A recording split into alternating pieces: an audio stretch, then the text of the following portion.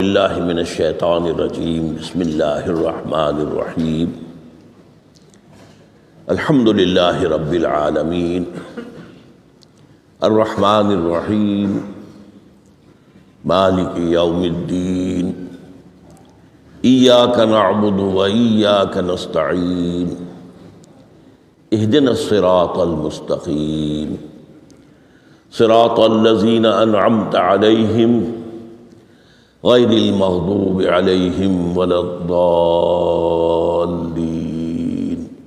آمین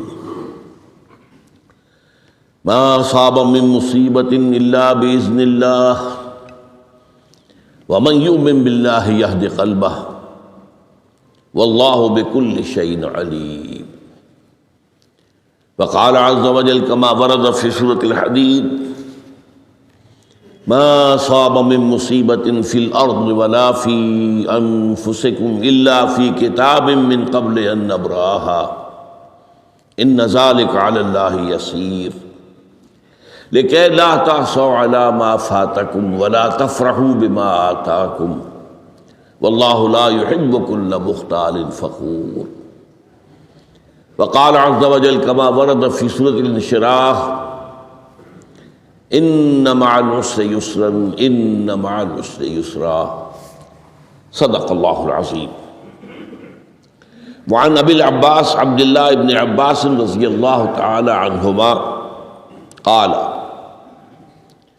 كنت خلف النبي صلی اللہ علیہ وسلم یوما فقال یا غلام انی اعلمک بکلمات احفظ اللہ یحفظک احفظ اللہ تجدہ تجاہک اذا سألت فاسأل اللہ واذا استعنت فاستعن باللہ واعلم ان الامة لو اجتمعت على ان ينفعوك بشيء لم ينفعوك الا بشيء قد كتبه الله لك وإن اجتمعوا على أن يضروك بشيء لم يضروك إلا بشيء قد كتب الله عليك رفعت الأقلام وجفت الصحف. رواه الترمذي رحمه الله وقال حديث حسن صحيح. وفي رواية غير الترمذي احفظ الله تجده أمامك تعرف إلى الله في الرخاء يعرفك في الشدة واعلم أن ما أخطأك لم يكن ليصيبك وما أصابك لم يكن ليخطئك واعلم أن النصر مع الصبر وأن الفرج مع الكرب وأن مع العسر يسرا. رب اشرح لي صدري ويسر لي أمري واحلل عقدة من لساني يفقهوا قولي. اللهم ربنا الہمنا رشدنا واعذنا من شرور انفسنا اللهم ارنا الحق حقا وارزقنا اتباعه وارنا الباطل باطلا وارزقنا اجتنابه آمین یا رب العالمین. یہ حدیث نمبر 19 40 نبوی کی روح دین کے اعتبار سے ایک بہت ہی اہم مسئلے سے بحث کرتی ہے. اس کے راوی ہیں حضرت عبداللہ ابن عباس جن کی کنیت ہے ابو العباس، یعنی ان کے والد کا نام بھی عباس ہے، ان کے بیٹے کا نام بھی عباس ہے. عن ابی العباس عبداللہ ابن عمر ابن عباس رضی اللہ تعالی عنہما. تو اس میں چونکہ جیسا کہ میں نے عرض کیا کہ استعانت باللہ، مدد مانگنی ہو تو صرف اللہ سے مانگو، یہ دین کی روح کا ایک بہت اہم مسئلہ ہے، بہت اہم موضوع روح دین. میں نے اسی لیے آج سورہ فاتحہ کی تلاوت کی شروع میں کہ اس مسئلے کی اہمیت جو ہے اس کا آپ کو اندازہ ہو جائے. سورہ فاتحہ جو ہماری نماز کا جزو لازم ہے، حدیث نبوی ہے لا صلاۃ لمن لم یقرأ بفاتحۃ الکتاب، سورہ فاتحہ کے بغیر کوئی نماز نہیں. ہر رکعت میں ہم پڑھتے ہیں یا یہ دوسری بات ہے، فقہ حنفی کے مطابق امام پڑھتا ہے اگر جہری انداز میں تو گویا کہ پوری جماعت کی طرف سے ادائیگی ہوئی، لیکن اس پہ اتفاق ہے کہ سورہ فاتحہ ہی اصل نماز ہے۔ اسی لیے ایک حدیث میں جو مسلم شریف میں آئی ہے حضرت ابو ہریرہ سے، سورہ فاتحہ کی تجزیہ کیا گیا ہے مضامین کا، اور وہ حدیث قدسی ہے۔ قسمت الصلاۃ بینی و بین عبدی نصفین، اللہ فرماتا ہے میں نے نماز کو اپنے اور اپنے بندے کے درمیان برابر برابر تقسیم کر دیا۔ بندہ کہتا، اب اس کے بعد ساری تفصیل سورہ فاتحہ کی ہے۔ صلاۃ کہا، قسمت الصلاۃ بینی و بین عبدی نصفین، تو ہم تو صلاۃ میں سورہ فاتحہ بھی ہے، پھر اس کے بعد کچھ ہم اور قرآن مجید کی آیتیں پڑھتے ہیں، پھر رکوع بھی ہے، پھر سجود بھی ہے، قیام بھی ہے اور قاعدہ بھی ہے، سب ہے۔ صلاۃ تو منہ کا، لیکن یہ کہ اصل صلاۃ سورہ فاتحہ۔ چنانچہ اس حدیث میں تجزیہ کیا گیا ہے، جب بندہ کہتا ہے، میرا بندہ یہ کہتا ہے الحمدللہ رب العالمین، تو میں یہ کہتا ہوں، اللہ تعالیٰ یہ فرماتا ہے حمدنی عبدی، میرے بندے نے میری حمد کی، تعریف کی، ثنا کی۔ جب بندہ کہتا ہے الرحمن الرحیم، میں کہتا ہوں، اللہ کہتا ہے اثنی علی عبدی، میرے بندے نے میری ثنا کی۔ اور جب بندہ کہتا ہے مالک یوم الدین، تو اللہ فرماتا مجدنی عبدی، میرے بندے نے میری بزرگی بیان کی۔ تو یہ سارا میں اس لیے آپ کو حوالہ دے دیا ہے، آج میں سورہ فاتحہ کا درس نہیں دے رہا ہوں، پوری بات نہیں سنا رہا، کہ اصل نماز سورہ فاتحہ۔ اب سورہ فاتحہ میں 7 آیتیں ہیں، اور عجیب ترتیب ہے، 3 آیتوں پر ایک جملہ بنتا ہے، الحمدللہ رب العالمین الرحمن الرحیم مالک یوم الدین، آیتیں 3 جملہ 1۔ پھر 3 آیتوں پر ایک جملہ ہے آخر میں، اہدنا الصراط المستقیم صراط الذین انعمت علیہم غیر المغضوب علیہم ولا الضالین، آیتیں 3 جملہ 1۔ درمیانی آیت ہے 4 نمبر کی، ایاک نعبد و ایاک نستعین، یہ ہے در حقیقت مرکزی آیت، مرکزی ہو گئی، 3 ادھر 3 ادھر، پھر وہ 3 ایک جملہ، آخری 3 ایک جملہ، اور یہ ایک آیت میں 2 جملے ہیں۔ ایاک نعبد بھی مکمل جملہ ہے، و ایاک نستعین بھی مکمل جملہ ہے، اور یہیں پر سورہ فاتحہ کی وہ تقسیم ہوتی ہے آدھی، 3.5 آیتیں ادھر ہیں، الحمدللہ رب العالمین الرحمن الرحیم مالک یوم الدین ایاک نعبد۔ اب واو آ گیا، یہ واو ایسے ہے جیسے کہ آپ ترازو کو پکڑتے ہیں، مٹھ اس کی جو ہے۔ اب 3.5 آیتیں ہیں، وَإِيَّاكَ نَسْتَعِينُ اهْدِنَا الصِّرَاطَ الْمُسْتَقِيمَ صِرَاطَ الَّذِينَ أَنْعَمْتَ عَلَيْهِمْ غَيْرِ الْمَغْضُوبِ عَلَيْهِمْ وَلَا الضَّالِّينَ۔ یہ جو مرکزی آیت ہے، اس میں 2 باتوں کا ذکر ہے۔ ایاک نعبد، ایک تو ہم اقرار کرتے ہیں کہ اللہ ہم صرف تیری ہی بندگی کرتے ہیں اور کرتے رہیں گے، یہ حال اور ماضی، حال اور مستقبل دونوں کو محیط ہے۔ اور دوسرا وَإِيَّاكَ نَسْتَعِينُ، اور صرف تجھ ہی سے مدد مانگتے ہیں اور مانگتے رہیں گے۔ یہ گویا کہ دین کا ایک مرکزی نقطہ ہے، جو صلاۃ کا مرکزی نقطہ ہے، وہی در حقیقت دین کا مرکزی نقطہ ہے۔ اب ہم اس پر غور کر چکے ہیں، 40 نبوی کی حدیث نمبر 3 جو ہے وہ اس پر ہے، ایاک نعبد۔ اس میں گفتگو ہو چکی ہے تفصیل سے کہ عبادت کا تصور کیا ہے، جس کے لیے انسان کو پیدا کیا گیا، وما خلقت الجن والانس الا لیعبدون، اور تمام رسولوں کی دعوت کا مرکزی نقطہ ان اعبدوا اللہ ما لکم من الہ غیرہ، زندگی آمد برائے بندگی، زندگی بے بندگی شرمندگی۔ اور اس میں جو کنفیوژن ہم نے پیدا کر دیا ہے کہ عبادت کو عبادات کے مترادف قرار دے دیا، نماز روزہ حج اور زکوٰۃ یہ عبادات ہیں، وہ عبادت جس کے لیے ہمیں پیدا کیا گیا ہے وہ یہ چیزیں نہیں ہیں، وہ ہے پوری زندگی میں ہمہ تن ہمہ وقت ہمہ جہت اللہ کی اطاعت۔ ہر وقت نماز تو نہیں پڑھی جاتی، ہر روز روزہ تو نہیں رکھا جاتا۔ یہ جو کہا کہ میں نے صرف تمہیں پیدا ہی اس لیے کیا کہ میری عبادت کرو، تو عبادت سے مراد یہ چیزیں نہیں ہو سکتی، یہ در حقیقت اس عبادت کے لیے سپورٹس ہے۔ جیسے 4 ستون ہیں، ان پر چھت ہے، چھت کو سپورٹ دینے کے لیے ستون ہے.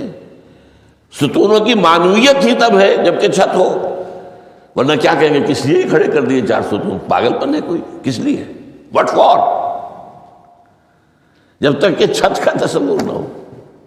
شامیانے کے لیے 4 آپ نے بانس کھڑے کیے ہیں، کس لیے؟ اس شامیانے کو سپورٹ کرنے کے لیے. تو اب اس میں جو ایک مضمون آیا وہ یہاں بھی آ گیا اس حدیث میں، تو قرآن مجید کی آیت میں ایاک نعبد و ایاک نستعین، یہ ہے دوسری بات جس پر کہ آج کی ہماری مرکزی جو مضمون ہے وہ یہ حدیث. تجھ ہی سے مدد مانگتے ہیں اور مانگتے رہیں گے. اللہ تعالیٰ سے مدد مانگنا، اب آپ یوں سمجھیے کہ مدد جو مانگی جاتی ہے مختلف الفاظ استعمال ہو سکتے ہیں. استعانت وہ اس حدیث میں بھی آیا، قرآن میں بھی آیا سورہ فاتحہ میں، ایاک نستعین. استمداد مدد طلب کرنا، استنصار نصرت مانگنا، استدعاء کوئی دعا کرنا کسی کام کے لیے، استغاثہ کسی کی دعائی دینا، یہ تمام ایک قبیل کی چیزیں ہیں. ان کو جمع کر لیجیے استعانت. اب استعانت ایک تو ہے عام مادی دنیا کے اصول کے اندر میں کسی سے کہوں بھائی مجھے ذرا پانی پلا دینا، یہ بھی استعانت ہی ہو گئی نا. میں نے اپنی ایک ضرورت کو پورا کرنے کے لیے اسے مدد چاہیے. اس میں کوئی شرک نہیں، کوئی برائی نہیں. معلوم ہے یہ ایک عام مادی قوانین کے تحت ہوگا. یہ علیحدہ بات ہے کہ حضور کے بارے میں یہ آتا ہے صلی اللہ علیہ وسلم کہ آپ کبھی ایسے کام کے لیے بھی کسی کو نہیں کہتے تھے. یہاں تک کہ اگر آپ سواری پر ہوتے تھے اور آپ کا جو کوڑا ہے وہ نیچے گر گیا تو آپ اپنی سواری کو بٹھا کر یا اتر کر خود کوڑا اٹھاتے تھے، کسی سے کہتے نہیں تھے کہ مجھے ذرا اٹھا دو. تو یہ استدعاء، استعانت، استمداد، اس میں ایک درجے ہیں، بڑے اونچے درجے بھی ہیں. لیکن عام حالات میں ہم مادی قوانین کے تحت اگر کوئی مدد چاہے کسی سے تو کوئی بری بات نہیں، اس میں کوئی شرک نہیں، اس میں کوئی کفر نہیں. اگرچہ بعض حضرات کے نزدیک اس کا ایک درجہ ہے، وہ میں بعد میں بیان کروں گا. لیکن یہ کہ ماورائی انداز میں کسی غیر مرئی حقیقی یا باہوما شخصیت سے مدد مانگنا، یہ شرک ہے. غیر مرئی حقیقی فرشتے ہیں، غیر مرئی ہے حقیقی. موہوما جنہوں نے گاڈز اینڈ گاڈیسز اور آلہہ بنا لیے، دیویاں دیوتیا بنا لیے، یہ موہوما ہے. ان کے وہم کی پیداوار، وہ بھی غیر مرئی ہے. وہ انہوں نے تصویریں بنا دی ہیں پوجنے کے لیے، لیکن وہ یہ کہتے ہیں کہ یہ تصویریں جو ہم نے بنائی ہیں یا یہ مجسمے بنائے ہیں، بت بنائے ہیں، یہ صرف توجہ کے ارتکاز کے لیے ہے تاکہ پورا مراقبہ کر سکے، ہم اپنی توجہ کو مرکوز کر سکیں. ہمیں بھی پتہ ہے کہ ان بتوں میں کچھ نہیں ہے. ایک عام ہندو ہے بیچارہ، عام جاہل دیہاتی، وہ تو یہی سمجھتا ہوگا کہ اسی میں ہے سب کچھ، اس بت ہی کے اندر ہے. لیکن جو پڑھے لکھے ہندو ہیں، جو تعلیم یافتہ لوگ ہیں، ڈاکٹر رادھا کرشنن بہت بڑا فلسفی تھا، جو آپ کو معلوم ہے بھارت کا صدر رہا ہے، بہت بڑا فلسفی. تو اس کی ایک کتاب ہے انڈین فلسفی پہ، اتنی موٹی موٹی 2 جلدیں ہیں اور بڑی باریک ٹائپ کی. اس میں اس نے کہا کہ ہم ان بتوں میں کچھ نہیں سمجھتے، یہ تو صرف کنسنٹریشن، توجہ کو مرکوز کرنے کے لیے ہم نے ان کو بنا لیا ہے تاکہ ان کے ساتھ ایک ذہنی اور روحانی رشتہ قائم کرنے کے لیے اپنی توجہات کو مرکوز کر سکیں. بہرحال یہ میں نے بتایا، ایک ہے غیر مرئی حقیقی، ایک ہے غیر مرئی موہوما. غیر مرئی حقیقی میں فرشتے بھی ہیں، معلوم ہے یہاں موجود ہیں، کرامن کاتبین ہیں. لیکن میں یہ نہیں کہہ سکتا کہ ذرا میری یہ مشکل دور کر دو. اس فرشتے سے میں مخاطب نہیں ہو سکتا، یہ شرک ہو جائے. حالانکہ ہمیں معلوم ہے فرشتہ ہے. فرشتے تو اس وقت ہمارے اس مجمع کو گھیرے ہوئے ہیں. حضور کی حدیث ہے، مجتمع قوم فی بیت من بیوت اللہ یتلون کتاب اللہ ویدارسونہ بینہم الا حفتہم الملائکہ وغشیتہم الرحمہ۔ جب بھی کبھی میرے گھروں سے کسی گھر میں میرے بندے جمع ہوتے ہیں قرآن کو پڑھنے اور سمجھنے کے لیے، سمجھنے سمجھانے کے لیے، تو فرشتے ان کے گرد گھیرا ڈال لیتے ہیں اور ان پر رحمت چھا جاتی ہے اور سکینت ان پر آسمان سے نازل ہوتی ہے، اور اللہ تعالیٰ ان کا ذکر کرتا ہے فی من عندہ۔ دیکھو اے فرشتو، تم تو کہتے تھے نا کہ اے اللہ تو یہ خلیفہ بنانے چلا ہے آدم، یہ تو دنیا میں فساد مچائے گا، دیکھو وہ میرے بندے وہ کیا کر رہے ہیں۔ اللہ تعالیٰ ذکر کرتا ہے ان کا اپنی اس مجلس میں، وہ جو ملأ اعلیٰ کی مجلس ہے، جو اللہ تعالیٰ کے قریب ترین جو فرشتے ہیں ان میں۔ تو فرشتے ہیں لیکن مدد نہیں مانگی جا سکتی۔ اسی طرح اب ذرا مسئلہ دوسرا وہ مختلف ہی ہو جائے گا۔ میں نے پہلے وہ بات کی جس میں اختلاف کا امکان ہے، فرشتے تو ہیں، ان پر ہمارا ایمان ہے، اور اصل میں ایمان بالملائکہ ہی کی شکل بگڑی ہے۔ یہ جو گاڈز اور گاڈیسز بنا لیے گئے اور دیوی اور دیوتا بنا لیے گئے اور آلہہ بنا لیے گئے، ملائکہ ہی کی۔ ملائکہ کو اللہ نے ایک ایک کام کے اوپر معمور کیا ہوا ہے، یہ پہاڑوں کا فرشتہ ہے، یہ بارش کا فرشتہ ہے، یہ فلاں کا فرشتہ ہے۔ انہوں نے انہی کو دیوتا بنا لیا، بس غلطی کیا لگی کہ ان کا کوئی اختیار بھی ہے۔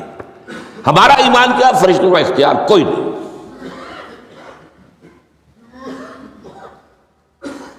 یفعلون ما یؤمرون، جو اللہ حکم دیتا ہے کرتے ہیں، ان کا کوئی اختیار نہیں۔ بس یہ باریک سا پردہ ہے، یہی ایمان بالملائکہ بن گیا ہے، دیویوں دیوتاؤں کی شکل اختیار کرنی۔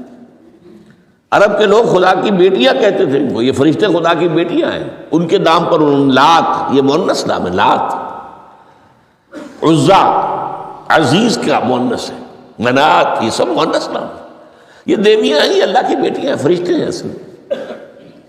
تو میں نے کہا کہ پہلے میں نے بات کی ہے وہ غیر مرئی کہ جو یقینی ہیں، متفق علیہ ہیں، فرشتے ہیں۔ ایک ہے مختلف فی، وہ یہ ہے کہ اولیاء اللہ کی ارواح بھی، ان کو بھی یہ، اگر یہ قول امام الہند شاہ ولی اللہ دہلوی کا نہ ہوتا تو میں کبھی اس کو تسلیم نہ کرتا۔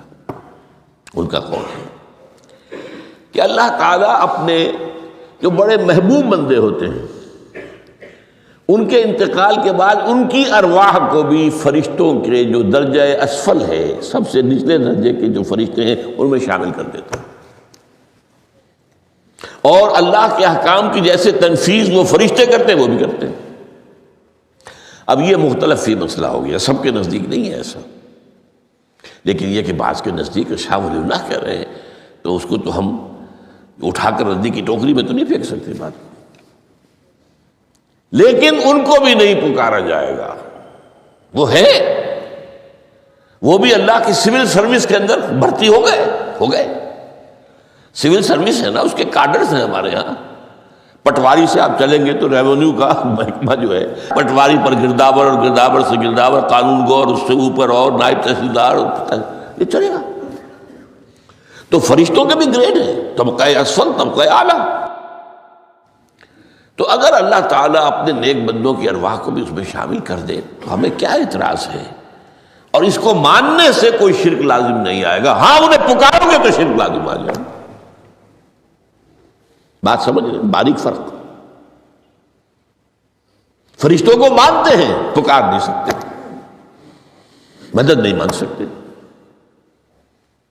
اسی طریقے سے ان کو آپ مانتے بھی ہوں اگر کہ وہ ملائکہ کی آخری صف میں ان کو بھی اللہ نے بھرتی کر لیا ہے تو ٹھیک ہے، لیکن یہ کہ آپ اختلاف کریں، اختلاف بھی کر سکتے ہیں کہ اتنی بڑی بات کے لیے کوئی دلیل قرآن مجید سے ہمیں نہیں ملتی، فرض کیجئے کوئی شخص کہتا ہے، لیکن یہ کہ یہ ایک قول ہے، ایک محدث کا ہے لیکن درجہ بعد فرق جو بتا رہا ہوں، ان کو یہ مان لینا کہ فرض کیجئے شیخ عبد القادر جو ہے بغدادی گیلانی رحمۃ اللہ علیہ، ان کی روح اب کہیں آ سکتی ہے، ارواح آ سکتی ہے، جیسے ملائکہ آ سکتے ہیں، آ سکتی ہے، روح محمدی صلی اللہ علیہ وسلم آ سکتی ہے، لیکن ہم اس وقت محمد کو پکاریں گے نہیں، پکارا تو شرک ہو جائے گا، دعوت دعا کی تو شرک ہو جائے گا۔ تو یہ ذرا باریک سا فرق ہے جو ہمارے ہاں اس فرق کو نہ سمجھنے کی وجہ سے ہی یا تو انکار کر دیتے ہیں سرے سے، روح آ ہی نہیں سکتی، اور یا یہ کہ پھر ان سے دعائیں اور استدعا اور استغاثہ، تو یہ دونوں میں جو ہے انتہا ہو جاتی۔ اچھا، دنیا کے قانون کے تحت بھی جو میں نے کہا تھا، میں بتاؤں گا کہ اس کا بھی ایک مرتبہ ہے۔ آپ نے کسی شخص سے ایک کام کے لیے کہا، وہ کام دنیا کے قوانین کے تحت ہے۔ فرض کیجیے آپ کسی سے کہتے ہیں میری فلاں جگہ پر سفارش کر دیجئے، میرا یہ مسئلہ ہے، 100% درست ہے، لیکن یہ کہ فرض کیجئے کہ میرا جو مدعا علیہ ہے یا جو میرا وقت مقابل ہے وہ چرب زبان ہے زیادہ، یا وہ اس نے کوئی لمبی چوڑی سفارش جو ہے فراہم کر دی ہے، تو آپ بھی میری بات رکھ دیں وہاں۔ قرآن مجید میں آیا ہے سورہ نساء، من یشفع شفاعۃ الحسنۃ، اچھی شفاعت کرنا، صحیح بات، تو اس کے اندر اللہ تعالیٰ نے اجر و ثواب رکھا ہے۔ اب آپ نے ایک دفعہ کہا، اس نے نہیں کیا، دوسری دفعہ کہا، نہیں کیا، پھر کہا، تو یہ میں ایک بزرگ کا قول آپ کو بتا رہا ہوں کہ یہ شرک ہو جائے گا۔ ایک دفعہ کہا ٹھیک ہے یہ سوال ہے، دوسری دفعہ کہا یہ بھی چلیے معاف، اب تیسری دفعہ، اس کا مطلب یہ کہ آپ نے یہ بات سمجھ لی ہے کہ آپ کا خیر اسی کے ہاتھ میں ہے، اور یہ شرک خفی ہو جائے گا۔ ٹھیک ہے، آپ نے کہا اگر وہ کر دے ٹھیک، کوئی اعتراض نہیں۔ تو یہ باتیں بھی سمجھنے کی ہیں، کیونکہ آدمی جو ہے اگر پیچھے پڑ جاتا ہے، کہتا رہتا، مطلب معلوم ہوا کہ اس کے ذہن میں یہ بات بیٹھ گئی ہے کہ تمہارا خیر جو ہے، تمہاری بھلائی اسی کے ہاتھ میں نہیں۔ بہرحال اس تمہید کے بعد اب ہم پڑھ رہے ہیں، حضرت ابن عباس فرماتے ہیں رضی اللہ تعالی عنہ، کنت خلف النبی یوما صلی اللہ علیہ وسلم، ایک دن میں حضور کے پیچھے تھا۔ اب پیچھے ہونے سے کیا مراد ہے؟ گمان غالب یہ ہے کہ سواری پر، جس کو ردیف بھی کہتے ہیں، واللہ عالم یہ بھی ہو سکتا ہے کہ چلتے ہوئے پیچھے پیچھے چل رہے ہیں، ادب کے ساتھ، چچا زاد بھائی ہیں لیکن عمر میں تو بہت چھوٹے ہیں، نوجوان ہیں۔ اس کیفیت میں حضور نے اب ان سے خطاب کیا، یا غلام، اے نوجوان، اے لڑکے کہا، اے لڑکے، اعلمک کلمات، میں تمہیں تلقین کرتا ہوں چند کلمات۔ اب یہ ہے حضور کا طریقہ تربیت و تعلیم و تزکیہ۔ وہاں کوئی مدرسے نہیں تھے، وہاں کوئی درس کی محفلیں تو نہیں ہوتی تھی، محفل تو ایک ہی ہوتی تھی ہفتے میں، اور وہ جمعے کا اجتماع ہے، باقی حضور کی صحبت ہے۔ فجر کی نماز کے بعد بھی آپ بیٹھے ہیں، صحابہ بھی بیٹھ گئے، کچھ گفتگو ہو رہی ہے، اسی میں تربیت، اسی میں تعلیم، اسی میں تزکیہ۔ وہ علیحدہ ذکر کے حلقے جو ہے وہ ضربے مارنے کے لیے یہ تو نہیں تھے، یہ تو بات کی ایجاد ہے، میں تو سب مانتے ہیں کہ یہ بات کی ایجاد ہے، یہ مصنون چیزیں نہیں۔ بہرحال حضور نے اے لڑکے یا اے بیٹے، جو بھی آپ اس کا ترجمہ کریں، میں تمہیں چند باتیں سکھاتا ہوں۔ مطلب کیا ہے؟ وَعَلِّمُكَ کلمات، توجہ سے سنو، غور سے سنو، حفظ جان بنا لو۔ احفظ اللہ یحفظک، پہلا کلمہ، اللہ کی حفاظت کرو وہ تمہاری حفاظت کرے گا۔ اب اس سے مراد کیا ہے؟ عام طور پر سمجھا گیا ہے کہ اللہ کے احکام کی حفاظت کرو، کوئی حکم ٹوٹنے نہ پائے، وہ تمہاری حفاظت کرے گا۔ اور ایک مفہوم یہ بھی ہو سکتا ہے، اللہ کو اپنے دل میں محفوظ رکھو، اس کی یاد سے اس دل کو، اس خانہ قلب کو خالی نہ ہونے دو۔ مستحضر رکھو اللہ کو اپنے دل میں، تو اللہ تمہاری حفاظت کرے گا، اللہ تمہیں یاد رکھے گا۔ اور حدیث قدسی میں یہ الفاظ آئے، میرا بندہ جب مجھے اپنے دل میں یاد کرتا ہے میں بھی اسے اپنے دل میں یاد کرتا ہوں۔ جب میرا بندہ کسی محفل میں میرا ذکر کرتا ہے میں اس سے کہیں بہتر محفل میں اس کا ذکر کرتا ہوں۔ اللہ کی محفل تو ملائے اعلیٰ کی ہے، ملائکہ مقربین کی ہے۔ وہ جو امیر خسرو کا شعر ہے وہ پتہ نہیں کس کیفیت میں انہوں نے کہا ہے، خدا خود میر محفل بود اندر لامکاں خسرو، محمد شمع محفل بود شب جائے کہ من بودم۔ اے خسرو، رات میں جہاں تھا وہ رات کوئی کیفیت تھی جو گزری ہے، وہ ایک لامکان کی محفل تھی۔ اب مکان نہیں ہے، لامکان ہے، مادی نہیں ہے وہ۔ اس کی محفل میں میر محفل اللہ تھا اور شمع محفل محمد تھے صلی اللہ علیہ وسلم۔ خدا خود میر محفل بود اندر لامکان خسرو، محمد شمع محفل بود شب جائے کہ من بودم۔ بہرحال اللہ کو تم اپنے دل میں مستحضر رکھو، اللہ تعالیٰ تمہیں بھی یاد رکھے گا۔ دوبارہ فرمایا احفظ اللہ تجدہ امامک تجاہک، اللہ کو یاد رکھو تو اپنے سامنے موجود پاؤ گے، جب چاہو دعا کرو۔ وہ جو واقعہ ہے کہ دل میں ہے، جب چاہو مخاطب ہو جاؤ۔ دل کے آئینے میں ہے تصویر یار، جب ذرا گردن جھکائی دیکھ لی، کہیں دور تو نہیں ہے۔ نحن اقرب الیہ من حبل الورید، تمہارے دل میں اللہ ہے تو کہاں جا رہے ہو اس کو ڈھونڈنے کے لیے؟ اپنے دل میں۔ وہ جو بے دل نے کہا ہے ستم است گر ہوست کشد کہ بے سیر سر و سمندرا، تجھے غنچہ کم نہ دمیدئی در دل کشا بچمندرا۔ بڑے ستم کی بات ہے کہ تمہارا دل کہتا ہے چلو ذرا باغیچے میں چلو، پھولوں کی سیر کرو، یہ گلاب کا پھول ہے، یہ موتیا ہے، یہ سیر۔ ستم است، بڑے ستم کی بات ہے۔ کیوں یہ ستم کیا ہو گیا اس میں؟ ستم است گر ہوست کشد، تمہاری خواہش تمہیں کھینچتی ہے کہ بے سیر سر و سمندرا، سر و سمن ذرا ان کی سیر کرنے کے لیے آؤ۔ تجھے غنچہ کم نظر، تو خود ایک غنچہ ہے، تو خود ایک پھول ہے، اللہ کا بنایا ہوا اشرف المخلوقات۔ وہ اشرف المخلوقات سے بڑا کوئی پھول ہو سکتا ہے؟ تجھے غنچہ کم نہ دمیدئی در دل کشا، اپنے دل کا دروازہ کھولو، بچمن درا، اس کے اندر جو چمن آباد ہے وہ کیا ہے؟ روح ہے۔ دل مسکن ہے قلب، قلب مسکن ہے روح کا۔ تو احفظ اللہ تجدہ امامک یا تجاہک، اپنے سامنے موجود پاؤ گے۔ اذا سألت فاسأل اللہ، اب آ گیا وہ مرکزی مضمون۔ دیکھو جب مانگو اللہ سے مانگو، غیر اللہ کے سامنے ہاتھ دراز کرو بھی مت۔ ایک حدیث میں آتا، یعنی حرام نہیں ہے، دنیاوی قواعد اصول قوانین کے تحت کسی سے مدد چاہنا، کوئی سوال کرنا حرام نہیں ہے۔ وہ تو میں نے کہا کہ اس پر اصرار آپ کریں گے تو اس میں بو پیدا ہو جائے گی، بدبو پیدا ہو جائے گی شرک کی، لیکن آپ سوال کریں، مدد لیں، اسی پر دنیا قائم ہے، ایک دوسرے کے ساتھ تعاون کے ساتھ۔ لیکن اونچا مقام کیا ہے؟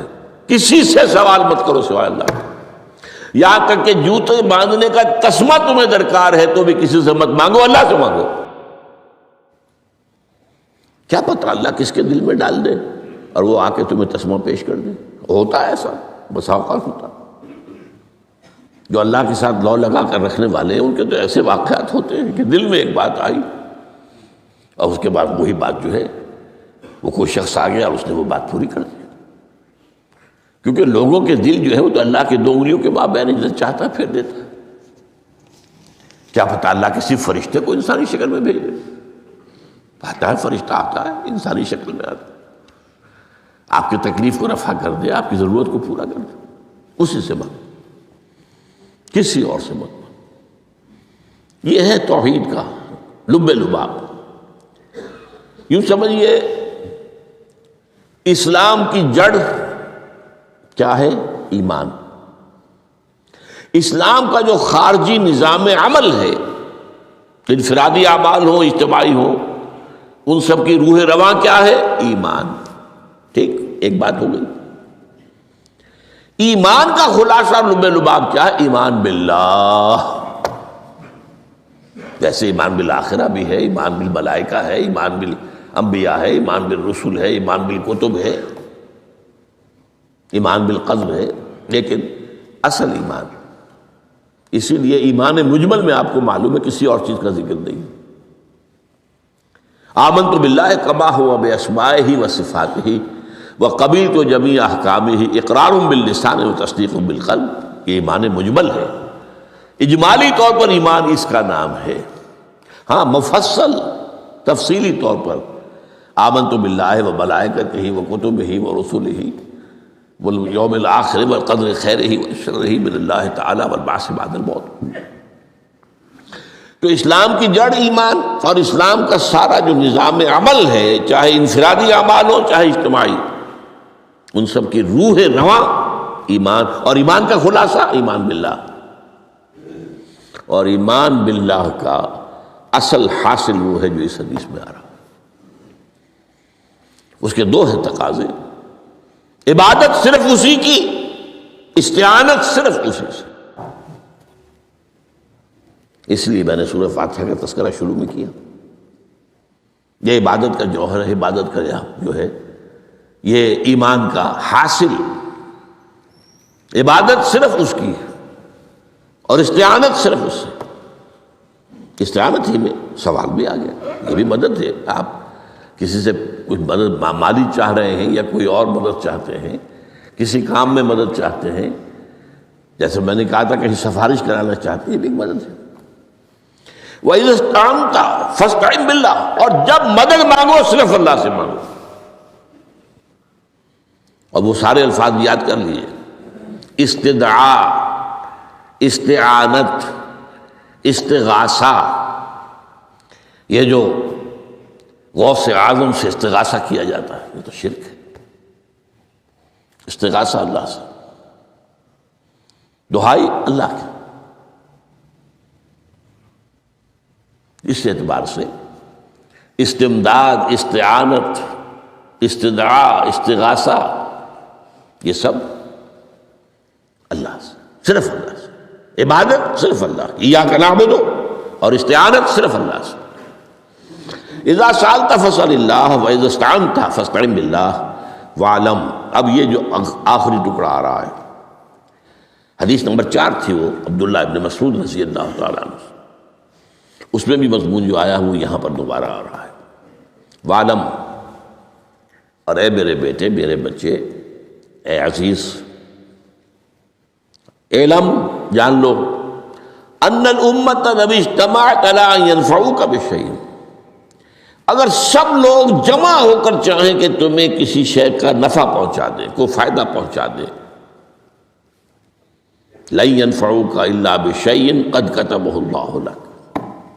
نہیں پہنچا سکتے وہ تمہیں کوئی نفع مگر صرف وہی جو تمہارے لیے اللہ نے لکھ دیا. پھر کیوں مانگو ان سے؟ یہ تو فعل عبث ہو گیا،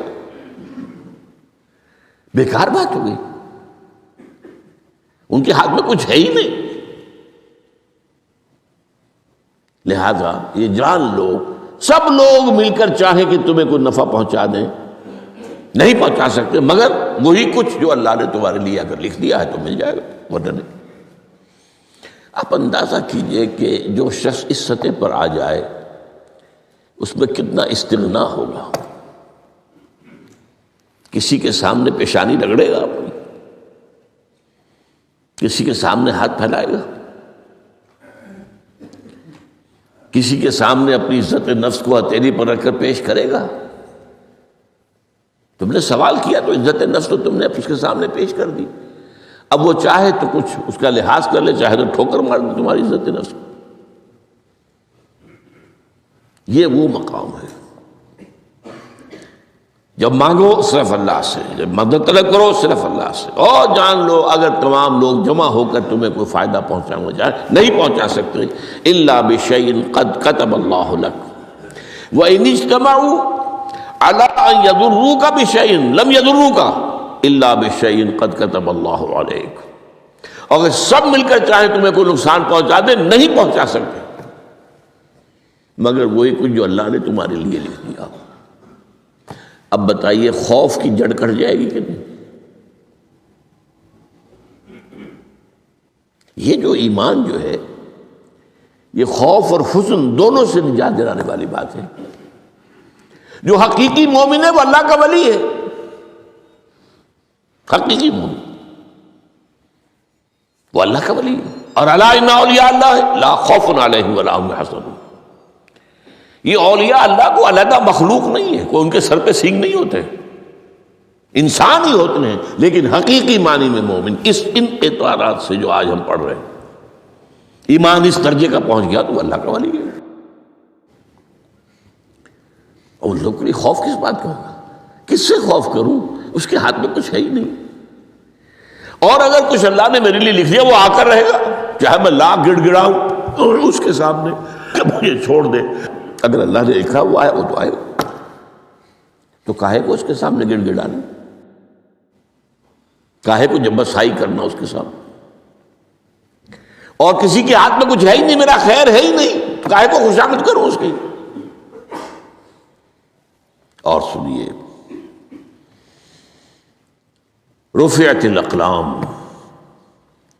دیکھو نوجوان، قلمیں اٹھا لی گئی ہیں، وجفت الصحف، اور جو رجسٹر ہیں صحیفے ان کی سیاہی خشک ہو چکی ہے. یہ ہے وہ اللہ کا علم قدیم جس میں ہر شے لکھ دی گئی. اس کے قلم اٹھا لیے گئے. وہ جیسے آپ کو معلوم ہے امتحان ہوتا تھا، 3 گھنٹے ختم ہو گئے، اسٹاپ رائٹنگ، بس اب قلم رک جانا چاہیے. وہ قلم تو تقدیر کا کاتب جو ہے وہ قلم اس کا اب اٹھا لیا گیا، اور جو صحیفے جن پر کہ لکھا گیا وہ خشک بھی ہو گئے.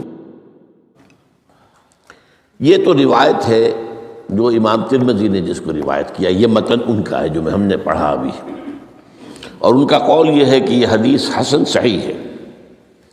لیکن یہی روایت اور انہی راوی سے عبداللہ ابن عباس سے رضی اللہ تعالیٰ عنہما اور بھی محدثین نے کی ہے. تو اس میں سے ایک اور متن جو ہے وہ یہاں پر امام نووی نے دے دیا ہے. احفظ اللہ تجدہ امامک، یہ تو پہلا وہ ٹکڑا تھا. وقت تو جاہک تھا، یہاں امامک ہے، امام مطلب ایک ہی ہے، اپنے سامنے پاؤ گے. اللہ کی حفاظت کرو، اللہ کو دل میں، اللہ کی یاد کو محفوظ رکھو، گویا کہ اللہ کو مستحضر رکھو. ذکر اللہ کے معنی کیا ہے؟ استحضار اللہ فی القلب، یہ ذکر اللہ ہے. جنہیں ہم ذکر سمجھ بیٹھے ہیں وہ ذکر کے ذریعے ہے. اقیم الصلاۃ لذکری، نماز قائم کرو میری یاد کے لیے. نماز ذریعہ ہے یاد کا. یہ علیحدہ بات ہے کہ آپ نے 17 رکعتیں بھی پڑھ لی ہو جو عشاء کی اور یاد آپ کو آئی ہی نہیں کوئی. آپ تو ایک میکینیکل انداز میں جو ہے وہ اٹھک بیٹھک کر رہے ہیں اور آپ کی زبان سے کچھ نکل رہا ہے، تو اس کا آپ کے شعور سے، دل کی گہرائی سے کوئی رابطہ ہے ہی نہیں. وہ ذکر تو نہیں ہوا. ہاں نماز فرض تھی، وہ ادا ہو گئی، آپ کی فرض ادا ہو گئی. تو جنہیں ہم نے ذرائع، جنہیں ذکر سمجھا وہ ذرائع ذکر ہے.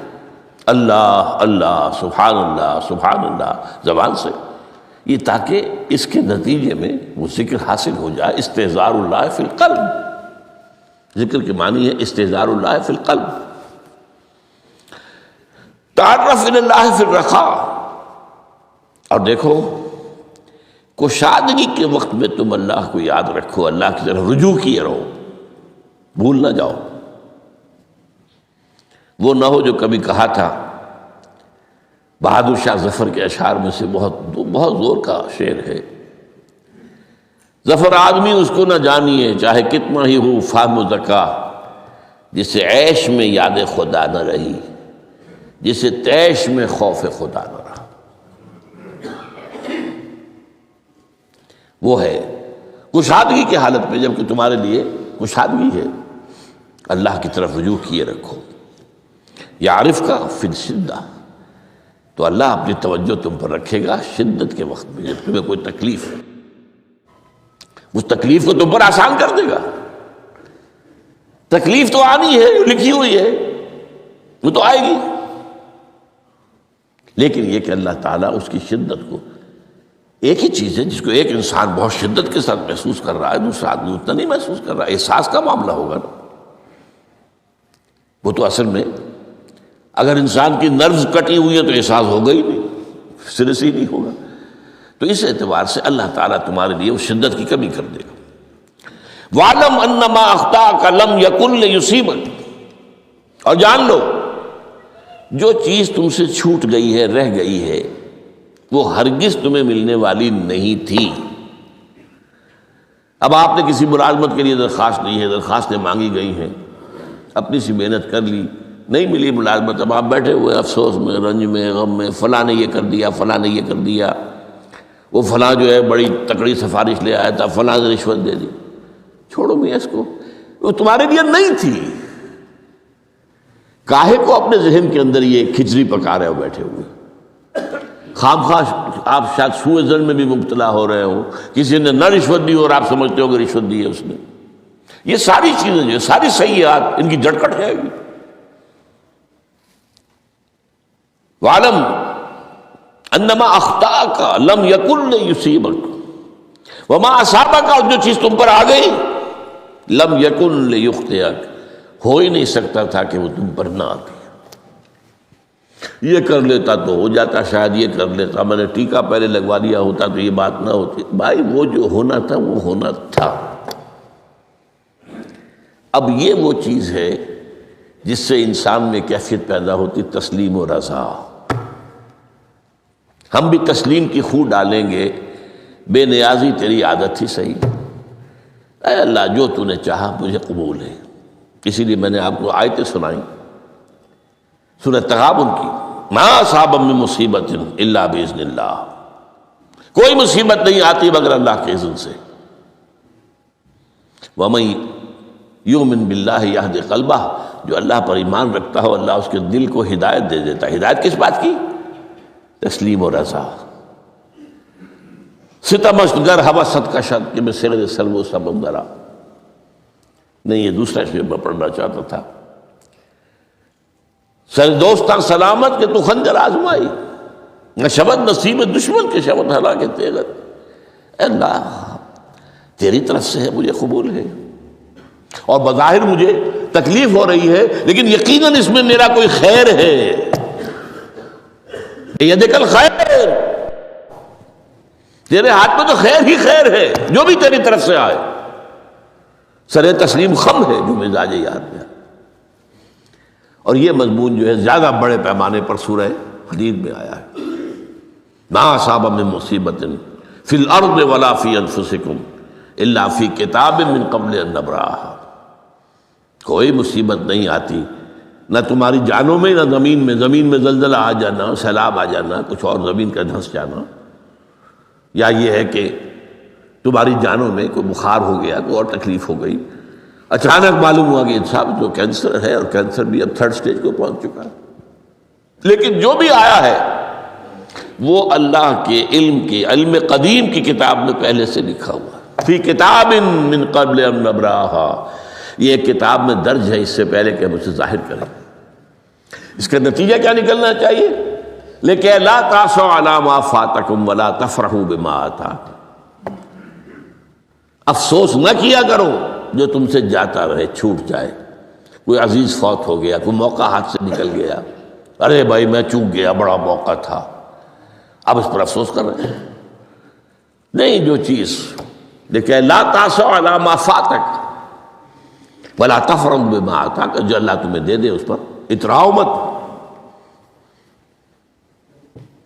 وما اصابک لم یکن لیخطئک واعلم ان النصر مع الصبر، اور جان لو اللہ کی مدد صبر کے ساتھ آتی ہے۔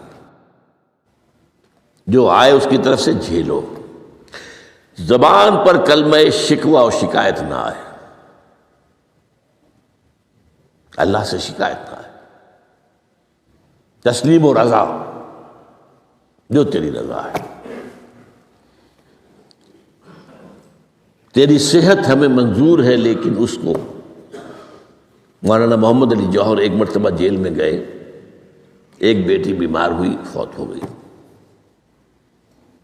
اس کے بعد دوسری مرتبہ پھر جیل میں گئے، دوسری بیٹی کو وہی بیماری ہوئی۔ جیل میں اطلاع ملی کہ بیٹی کو یہ بیماری ہو گئی ہے، تو خط لکھا ہے اشعار کی شکل میں۔ اس کا آخری شعر یہ ہے، تیری صحت ہمیں منظور ہے، لیکن اس کو نہیں منظور تو پھر ہم کو بھی منظور نہیں۔ ہم تو چاہتے ہیں میں بیٹی کے تو یہ شفا ہو جائے، اسے منظور نہیں تو پھر ہمیں بھی منظور۔ وَاعْلَمْ أَنَّ النَّصْرَ مَعَ الصَّبْرِ وَأَنَّ الْفَرَجَ مَعَ الْكَرْبِ۔ فرج، فراخی، کھل جانا کسی چیز کا، یہ ہے کرب کے ساتھ، تکلیف کے ساتھ، تکلیف ہوتی ہے ساتھ۔ اللہ نے قانون بنایا ہے دنیا کا۔ اب آپ اندازہ کیجئے بچے کی ولادت میں ماں کو کتنی تکلیف اٹھانی پڑتی ہے۔ آج کل تو فیشن ہو گیا ہے، سیدھے سیدھے جاؤ، آپریشن کراؤ، تکلیف سے بچ جاؤ، لیکن یہ ہے کہ یہ بھی آپ کے علم میں ہوگا، وہ ساری تکلیف جیسے ہی بچے کو لا کر ماں کے برابر لٹایا ہے، ساری تکلیف ختم، پھر جو راحت اس سے میسر آتی ہے۔ ان الفرج مع الکرب وان مع العسر یسرا، اسی لیے میں نے وہ آیتیں بھی پڑھی تھی، ان مع العسر یسرا، ان مع العسر یسرا۔ اس دنیا میں